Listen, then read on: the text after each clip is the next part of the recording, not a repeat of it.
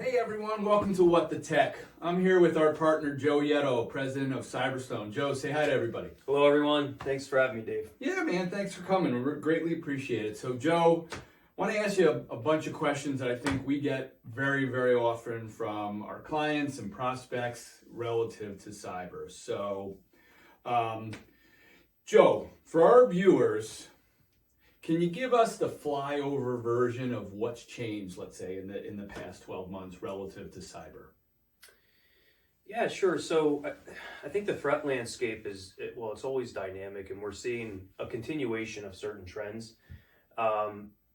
Organizations are tasked with new challenges around a largely distributed workforce as a result of people working more and more from home.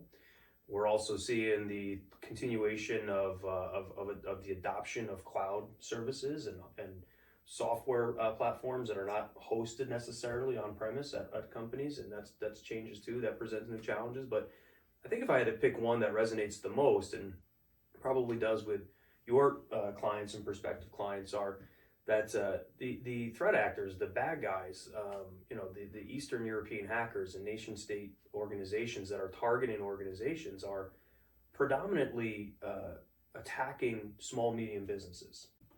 All right, Joe, my next question is, everybody's talking about multi-factor authentication, they're talking about their backup, we're talking about disaster recovery plans, and I think for the better part of the last 2 years, most of the people we talk to have that, right? They're beyond that. But what are the things, Joe, that organizations need to look at in terms of controls beyond sort of the basic things? It's a good question, and I get asked this question a lot too. And I think one of the major deficiencies we see in most information security programs is the ability to quickly respond to cybersecurity incidents when they happen. So having a documented incident response plan, right, having the plan participants properly trained and understand their roles in that incident response plan, having specific procedures in place to respond to specific incident types. Those are things that I see a lot of organizations wish they had, right? Yeah. Sort of after the fact. And you're right. Most of the companies that we're working with have done a nice job building protective and even detective control frameworks.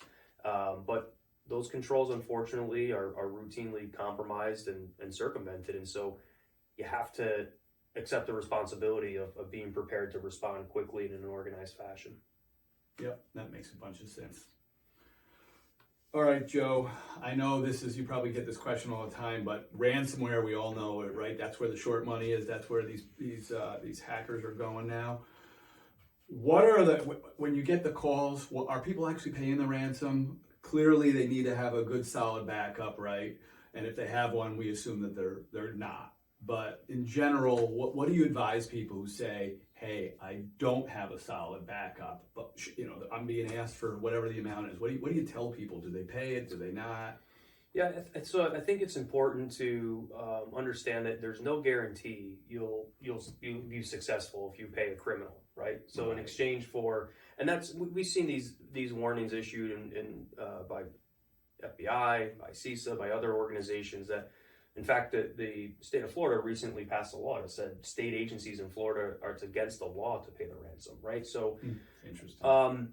Paying the bad actor, the criminal in this case, you can make an argument it only incents them to do it again, right? So that they've been successful, and so paying the ransomware should be a last resort. Although there are situations where I've seen in practical reality it is the only course of action, the only realistic course of action. If you want to resume normal business operations. And so generally speaking, we're big advocates. Again, think ahead of your response and recovery strategies. Make sure that you do have a comprehensive backup strategy and recovery procedures. And, to some extent, air gap some of those backups and make sure that this concept of backup stomping, where not only is your computers and servers and other elements of your environment encrypted, your backup jobs are not compromised, so that you can restore from those. So if you find yourself in a situation where you're unsure of what to do, then there's usually a lot of resources. Many folks have insurance policies that they can fall back on, and attorneys that they can speak with, and law enforcement. And also there's firms that specialize in computer forensics, right? Yep. Where so they can Yep. go through and kind of find a root cause and help you in those recovery efforts. But those are situations that you can, to some degree, avoid if you do the work up front and Sure. have, think through your incident response and recovery procedures. Yeah, makes sense. Yeah. Makes sense, Joe. So, Joe, we have small businesses that call us and we have big businesses that call us. And what we typically find is the larger businesses have specific line items dedicated for cybersecurity at this point, right? They have to. But a lot of the small companies, I'm talking 5, 25, even 50, they've never invested in cybersecurity, right? They might have the insurance, but they're looking to us to say, hey, there's so much out there. Like, what could a small company do to protect themselves that really don't have a large budget? Yeah, so how do you allocate your resources, Right. right? And if you think about it, time, money, human capital, they're all finite resources, and there's only so much that any organization can dedicate toward improving their information security program. And so for me, my advice when I run into this question is I think it's important to appreciate first and foremost that all organizations are unique. We employ different people, we work with different people, different levels of technical acumen, different interactions with technology. We're also executing unique business processes, so the organizations just function differently from an operating standpoint.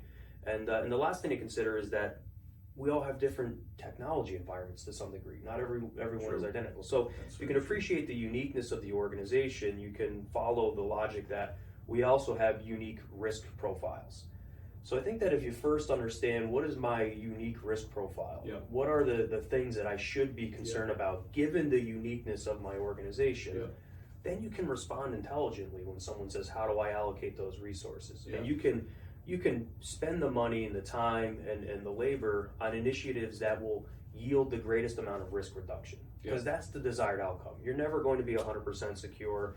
It's really hard to deploy every single security control that's out there, especially when you're limited resources. So let's focus on the desired outcome of risk reduction. Perform a risk assessment, understand your unique risk profile, and then go forward.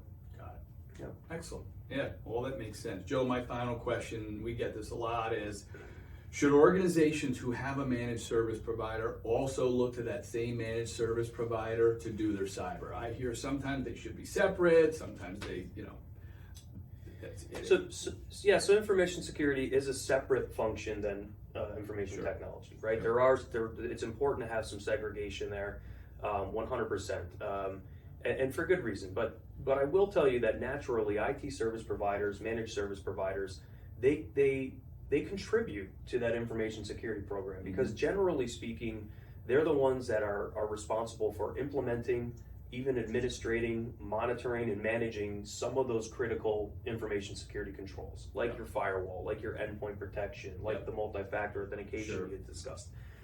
So it's okay to rely on their technical expertise to do some of those things, but then also recognize that you would want somebody else, whether it's internal or another partner, to really be the governing authority for the information security program, right? Yep. It's okay for your team, for example, to implement the firewall, but somebody else should be defining the standards, right? And somebody else should be, doing the quality assurance and making sure. So it's complementary, if that makes sense.